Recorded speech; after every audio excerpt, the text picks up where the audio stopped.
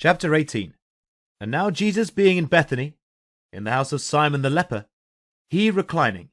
Therefore they made supper there for him. And Martha served. Now Lazarus was one of those reclining together at the table with him. Then a woman, Mary of Bethany, took, and came to him, having a very costly, very precious, alabaster box, a litre worth of perfumed oil of pure nard. And she broke the alabaster box and poured it down on his head as he was reclining. She anointed the feet of Jesus, and wiped his feet dry with her hair. Now the house was completely filled from the aroma of the perfumed oil. Now some of his disciples, seeing this, were displeased unto themselves, and said, To what becomes of this destruction of the perfumed oil? For indeed this perfumed oil could be sold for much, for over 300 denarii, and given to the poor.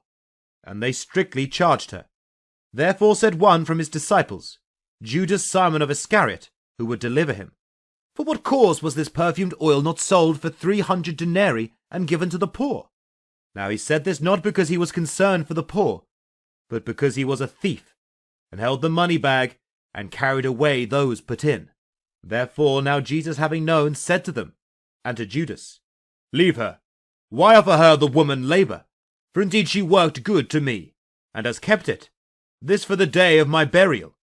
For indeed you always have the poor with you, and whenever you desire, you can do them well. Now me you do not always have. She has done what she could. For indeed she has come beforehand to anoint, put this perfumed oil on my body unto the burial, entombing. Truly I say to you, wherever this good news will be preached into the whole world, also this that she has done, this will be spoken into a memorial of her. Now Satan entered into Judas, called Iscariot, being from the number of one of the 12, who went away unto the chief priests in order to deliver him to them. And going away, he talked together with the chief priests and military leaders of the temple, how he would deliver him to them, saying, What do you desire to give me? And I will deliver him to you. Now they heard, and rejoiced, and agreed, promised to give him 30 silvers, and he confessed, and went away. Then he sought a convenient opportunity in order to, how to, deliver him to them away from the crowd.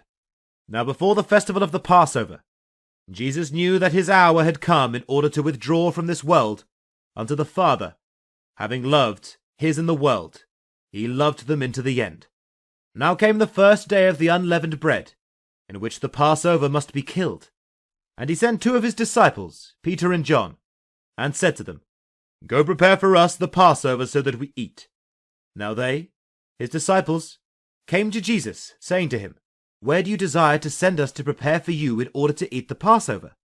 And now he said to them, See that you go, enter into the city, and you will meet such a man carrying a pitcher of water.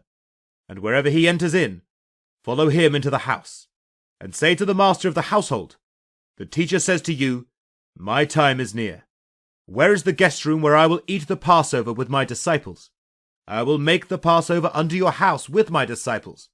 And that one, he will show you a large upper room, ready furnished. There prepare for us. And now his disciples did as Jesus arranged for them, went out, and came into the city, and found it just as he had said to them. And they prepared the Passover.